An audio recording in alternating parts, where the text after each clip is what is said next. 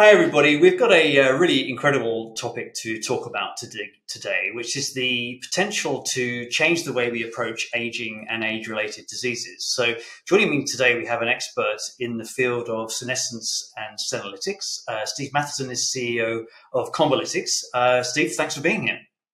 Well, it's great to be here on two levels. You know, it's great to be alive. Life is worth living, and as long as you're healthy, you know, even when you're not, it's not that great, but still, it's better than the alternative. So yeah, I'm happy to be here. Yeah, that's great. Well, I mean, you know, we're all of an age, Steve, where we can see the end of the runway sometimes, right? And of course, it's aging is something that really affects all of us, and we've been hearing a lot in the industry about senescence and senolytics. So maybe could you just help break it down for the audience a bit? Yeah, sure. So one of the things that about senescence and senolytics and that sort of stuff is that our body creates these senescent cells, and not always on purpose. So like when you get a sunburn, for example, there's going to be senescent cells created. And a senescent cell is a cell that has errors in its DNA and chromosomes, and it's not going to replicate properly. So that cell has two choices, or actually three choices. The first choice is to die and turn into garbage. Quite often they don't. The other choice is to be recycled properly through autophagy or autophagy and apoptosis. So there's those two processes. But if that cell is damaged enough that it was going to become cancer, for example, the body has a process where it puts that cell into replicative senescence. So it stops replicating, but it doesn't die. So these cells are actually immortal. And you know, that's the trick with them, is that because they're immortal, they never really go away. I mean, our immune system is supposed to manage them, but doesn't always.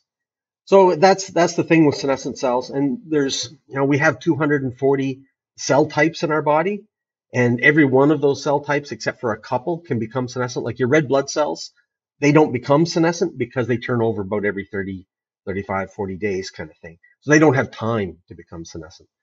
So, but other cells do. I mean, they just kind of hang around. Now, the thing with senescent cells, I often say that they're a two-edged sword. So they have a benefit on the good edge, and they have a detrimental quality on the bad edge.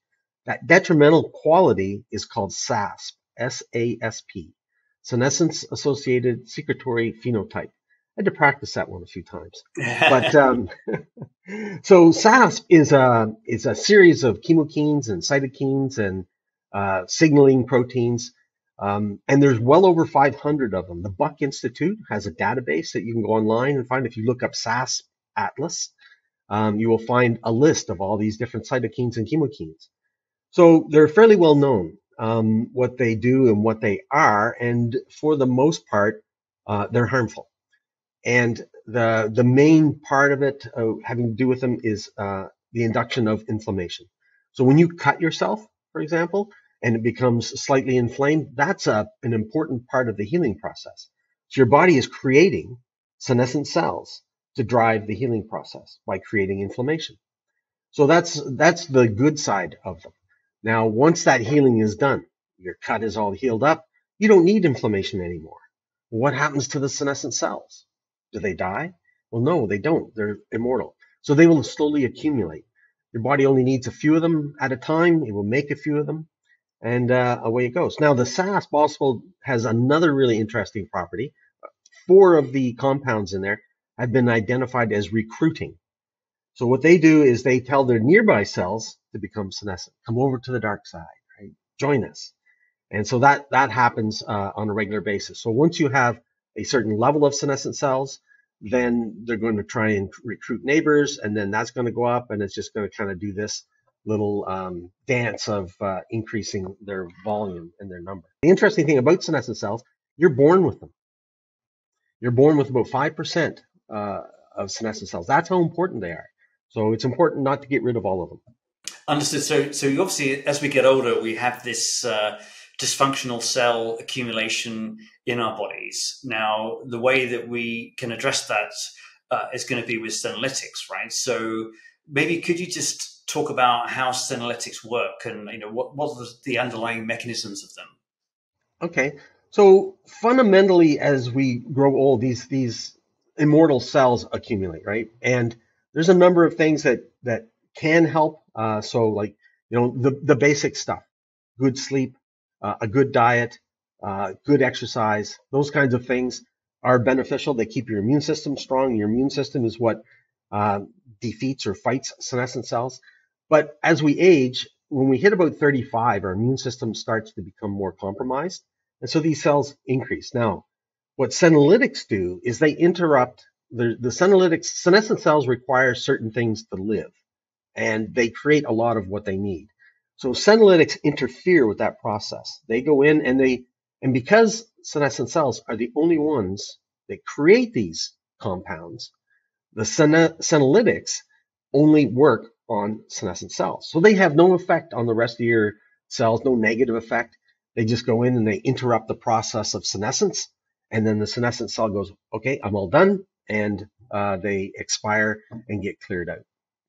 So that's fundamentally how it works. Is it's you can get into all the technical stuff of P16 and all that kind of stuff that it interferes with, but basically that's what senolytics do. Now, the thing with senolytics is there's not one senolytic that works on every senescent cell type. So there's no universal senolytic. You can't take one thing that will clear the senescent cells in your eyes. You can't take one that will clear the senescent cells in your joints that cause osteoarthritis. The ones in your eyes contribute to macular degeneration.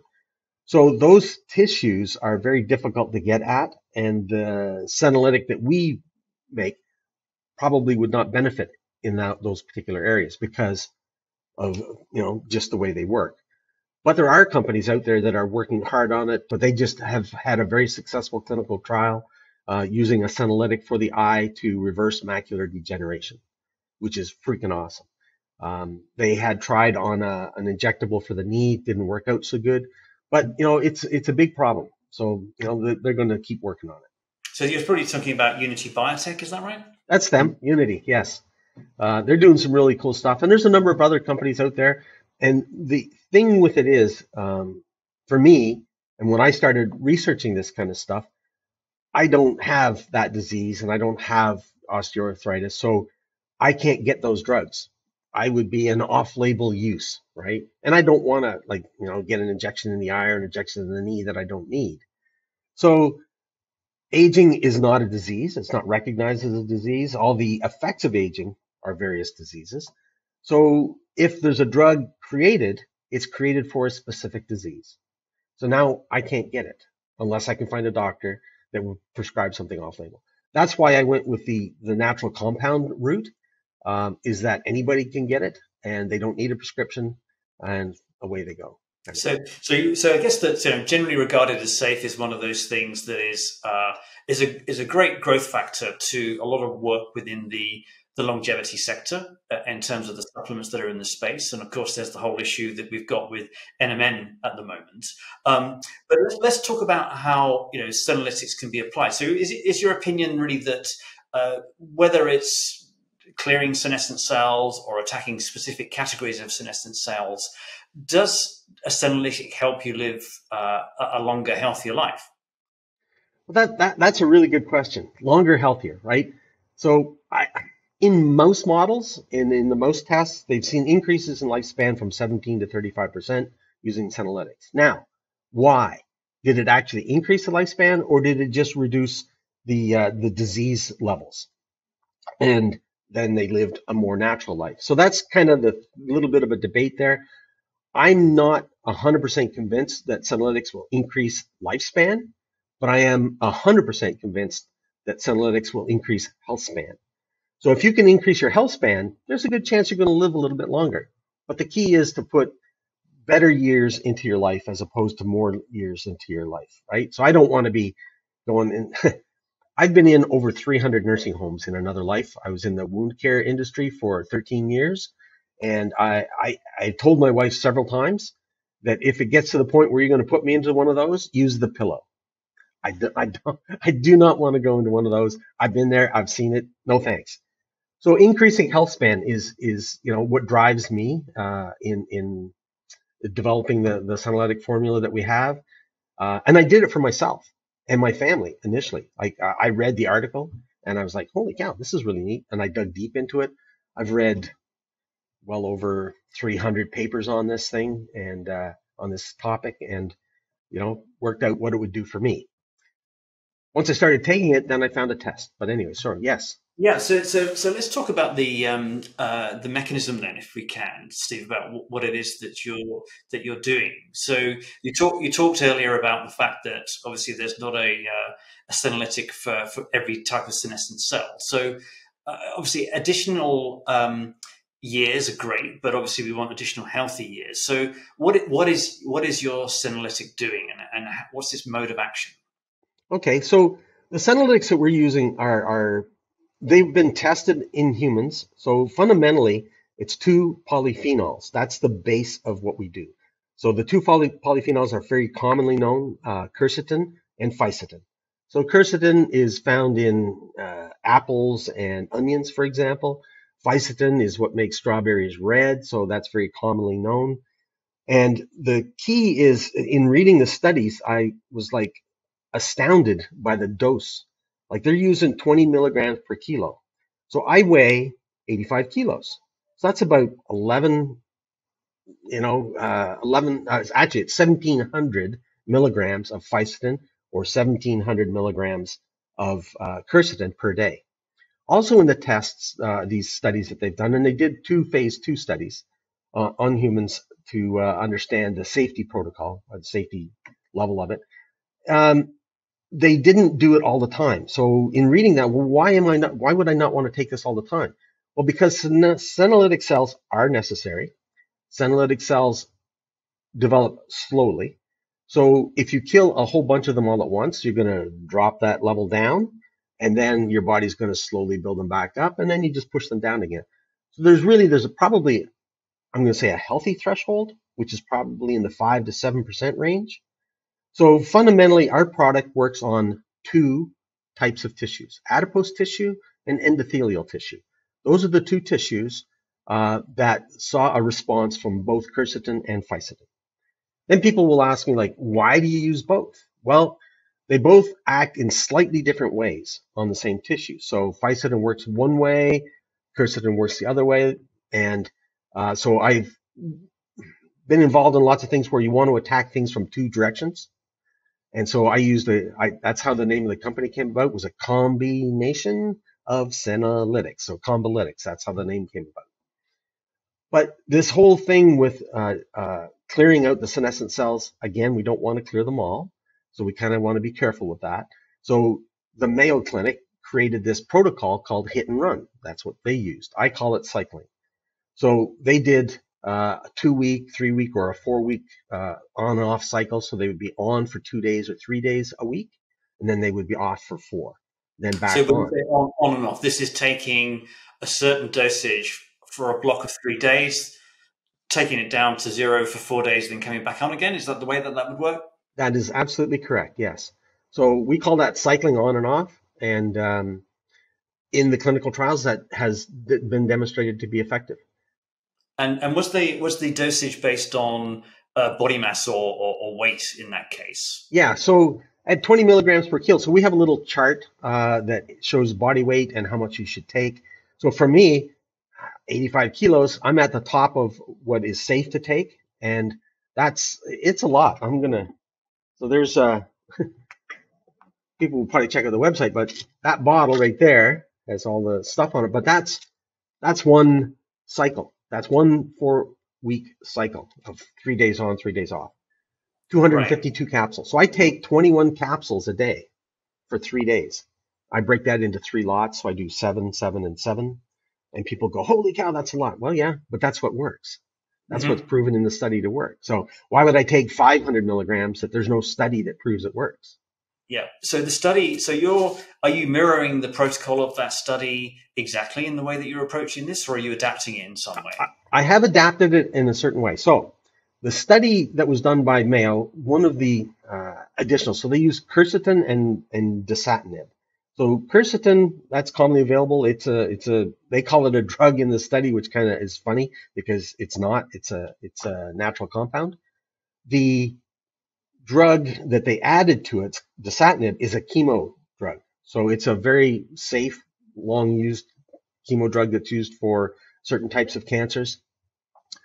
And I can't have a drug in a natural formula, right? That's illegal, and I wouldn't want it anyways. So I did a lot of research on how dasatinib works, what it acts on, and then I started looking for a natural compound that was very similar in its activity. That compound happens to be ECGC, which is a derivative of green tea. So there is an upper limit to that. You don't want to take too much of it, but you want to take enough. So we have that in it. That is the replacement for the dasatinib. Also, one of the things, it's really important to read studies carefully.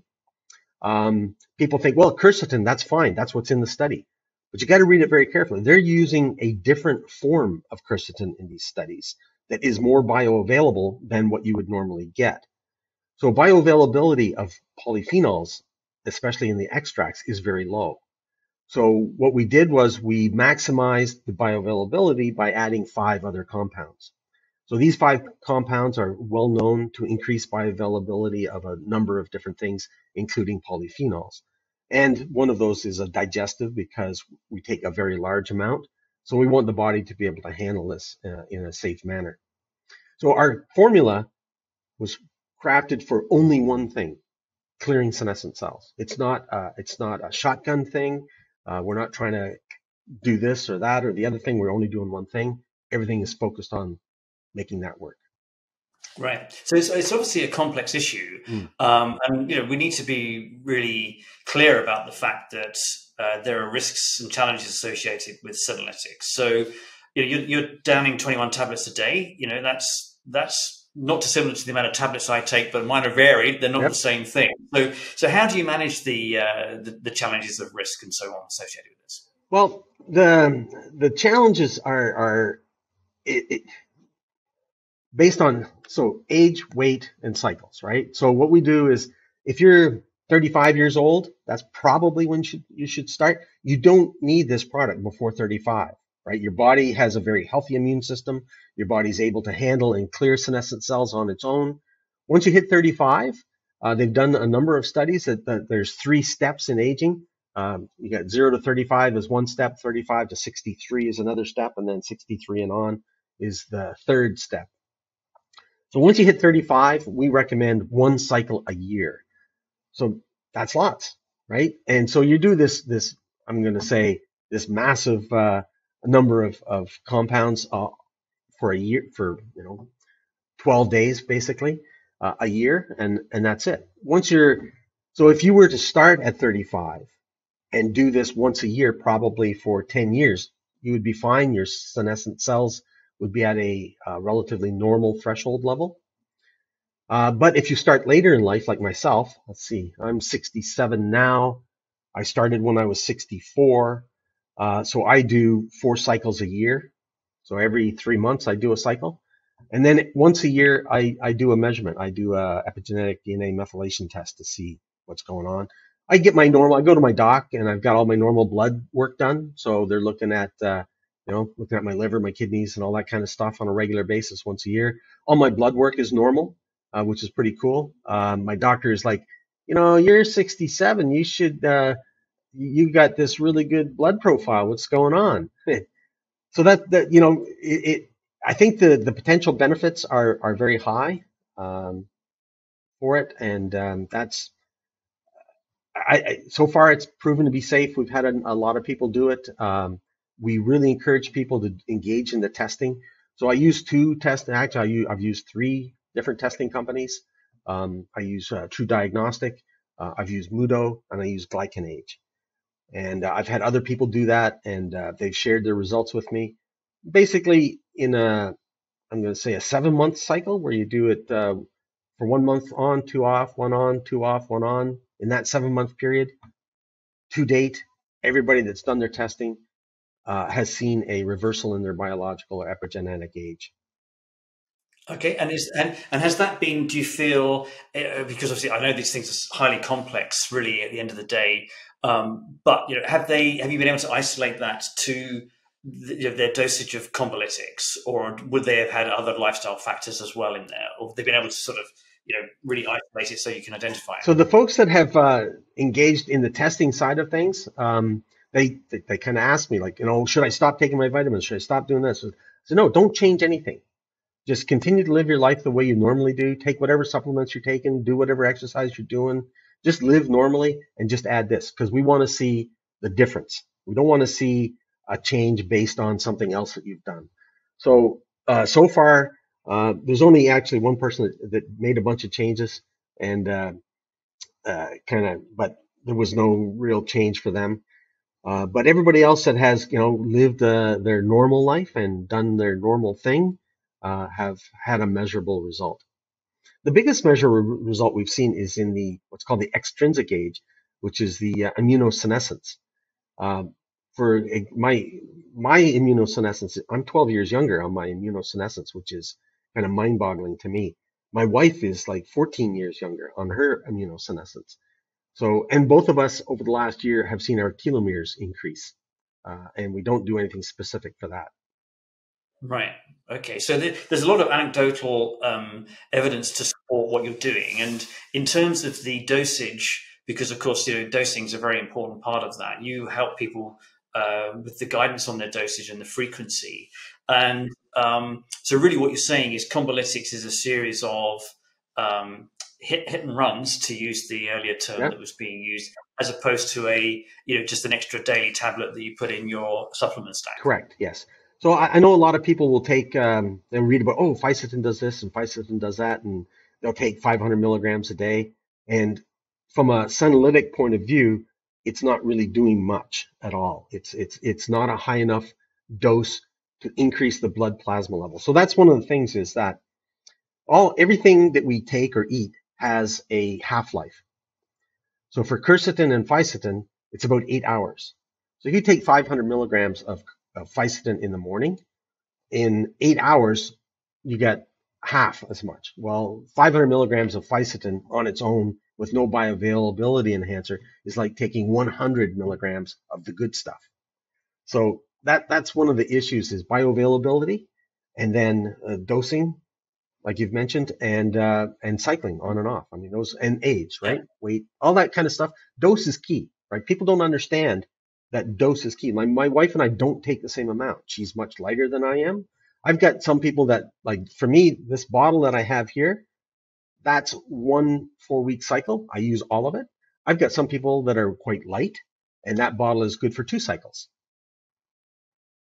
Got it. And then, so can I just revisit one point that you made earlier, Steve, which is in relation to the, you need to keep a certain amount of senescence in your body, senescent cells in your body, 5% or whatever it may be. Yep. Is it? Are you basically saying that with the dosage guidance that you can effectively guarantee that people aren't going to be completely clearing themselves out? Oh, absolutely, yeah. There's no way that they can clear out all their senescent cells with this formula. It's impossible. Okay. Yeah, great. Well, obviously, there's still a lot of research to do, right. But presumably, Combilytics is something that is, as we say, generally recognised as safe, with its compounds, which are effectively food ingredients, and the dosage guidance supports obviously non-clearance of all your senescent cells. I mean, I'm thinking about those people that drink too much water and obviously then flush their body of all of the elements that they need to survive. So there's never that risk of that happening. No. Got it. So obviously there's still a lot of research to do, but this is obviously definitely a fascinating area to explore. And Steve, I mean, is there anything that you'd like to update us on in relation to what you're doing with your company now? I mean, how's it going? Are you you're in the market now? Yeah, right? We're in the market now, and we've been approached by different regenerative medicine type spas and things like that. We're probably going to do a little bit more with them because the thing with they're extracting stem cells or cells, and then they're doing their work to isolate those and then re-inject them back in. The problem with stem cells is there can be a fairly high level of senescence within that. So I've got a couple of regenerative medicine docs that are interested in using the product on their clients prior to the stem cell extraction to reduce their senescent load. So there's opportunities there that we're looking at. A few other things like that. There's a lot of the it's becoming very popular, longevity oriented clinics. So I've got a number of those that are very interested in carrying our product because of what it does. So, everybody is kind of, it's a very new field in reality. It's not like, vitamin C has been around forever. Everybody knows what it does. Vitamin D, that's been around forever. Senolytics are very new. I mean, just in the last 3 years, we've seen an explosion in interest and I think the explosion in interest is really driven because of the potential benefits that science sees. And one of the interesting things that I find, this is just a little aside, is that a lot of scientists are aging. They're getting older and they want to solve this problem because they have a lot more to contribute. So they want to maintain their health and move forward with what they're doing. So you see people like Harold Katcher, who's doing, plasmapheresis and young blood stuff. And, he's well into his 80s and he does not want to quit. He does not want to give up. So I look around at the whole longevity market space and I see a lot of people, that are getting a little gray and they're very interested in living longer and healthier. Well, it's fascinating, and of course, the demographic issues that are associated with longevity go through the generations, right? And I mean, we have a lot of our viewers and readers, in fact, the majority of millennial. Yeah. And of course, there are a lot of scientists and billionaires out there that are getting a bit older, but likewise, there's the rest of us, So we're all interested in what you're doing. So, Steve, thanks for joining us today. It's been fascinating, and best of luck with Combilytics. Well, thanks. I appreciate the time, and as Spock would say, live long and prosper.